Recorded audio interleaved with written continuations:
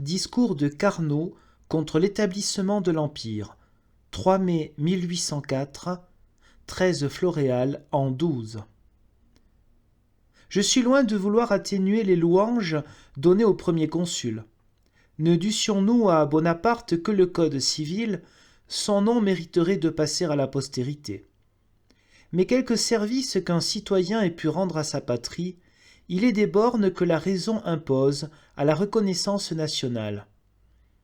Si ce citoyen a restauré la liberté publique, s'il a opéré le salut de son pays, sera-ce une récompense à lui offrir que le sacrifice de cette même liberté ?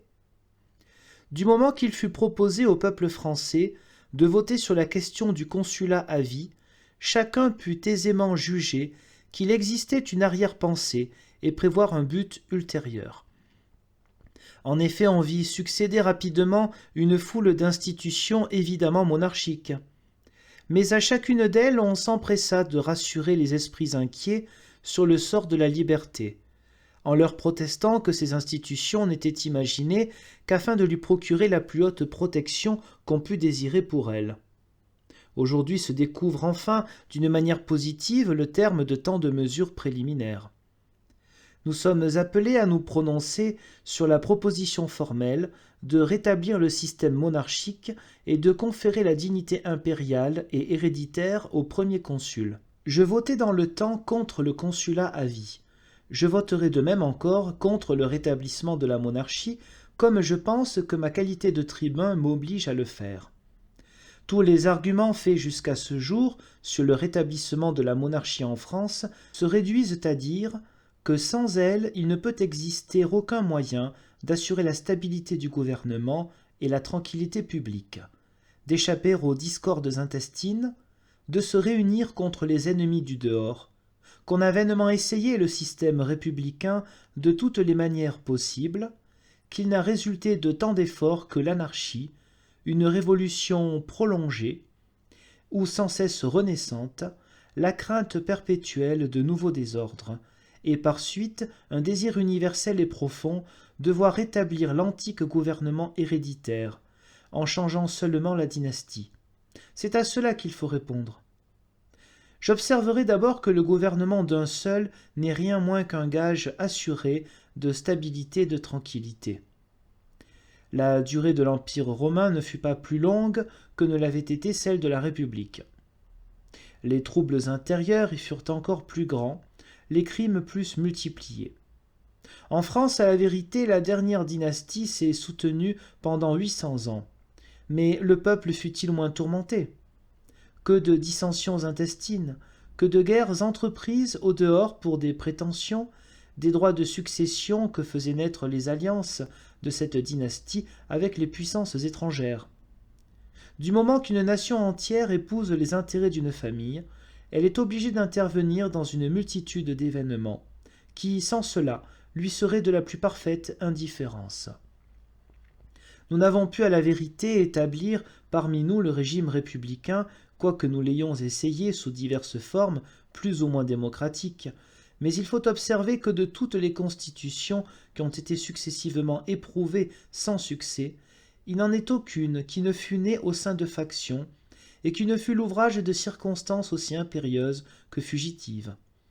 Voilà pourquoi toutes ont été vicieuses. Mais depuis le 18 Brumaire, il s'est trouvé une époque, unique peut-être dans les annales du monde, pour méditer à l'abri des orages, pour fonder la liberté sur des bases solides, avouées par l'expérience et par la raison. Après la paix d'Amiens, Bonaparte a pu choisir entre le système républicain et le système monarchique. Il eût fait tout ce qu'il aurait voulu, il n'eût pas rencontré la plus légère opposition. Le dépôt de la liberté lui était confié. S'il avait rempli l'attente de la nation, qu'il avait jugé seul capable de résoudre le grand problème de la liberté publique dans les vastes États, il se fut couvert d'une gloire incomparable. Il est très vrai qu'avant le 18 Brumaire, l'État tombait en dissolution, et que le pouvoir absolu l'a retiré des bords de l'abîme. Mais que conclure de là ? Ce que tout le monde sait, que les corps politiques sont sujets à des maladies qu'on ne saurait guérir que par des remèdes violents, qu'une dictature momentanée est quelquefois nécessaire pour sauver la liberté. Oui, j'ose poser en principe que lorsqu'on peut établir un ordre de choses sans avoir à redouter l'influence des factions, comme a pu le faire le premier consul, principalement après la paix d'Amiens, comme il peut le faire encore, il est moins difficile de former une république sans anarchie qu'une monarchie sans despotisme. Car comment concevoir une limitation qui ne soit point illusoire, dans un gouvernement dont le chef a toute la force exécutive dans les mains et toutes les places à donner? Jusqu'ici, on n'a rien inventé pour tempérer le pouvoir suprême que ce qu'on nomme des corps intermédiaires ou privilégiés. Mais le remède n'est-il pas pire que le mal?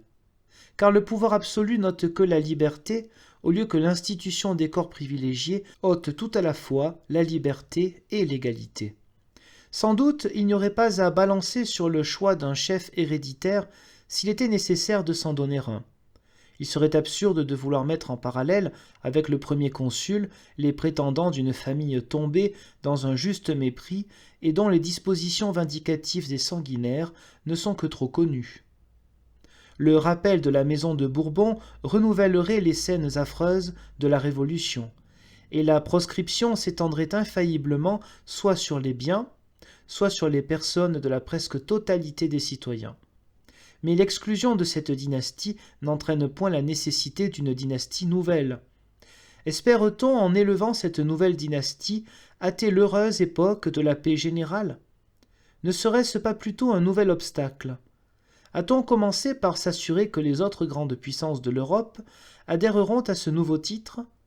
Et si elles n'y adhèrent pas, prendra-t-on les armes pour les contraindre? Cependant, je le répète, toujours prêt à sacrifier mes plus chères affections aux intérêts de la commune patrie, je me contenterai d'avoir fait entendre, encore cette fois, l'accent d'une âme libre, et mon respect pour la loi sera d'autant plus assuré qu'il est le fruit de longs malheurs, et de cette raison qui nous commande impérieusement aujourd'hui de nous réunir en faisceau contre l'ennemi implacable des uns comme des autres, de cet ennemi toujours prêt à fomenter des discordes, et pour qui tous les moyens sont légitimes, pourvu qu'il parvienne à son but d'oppression universelle et de domination sur toute l'étendue des mers. Je vote contre la proposition.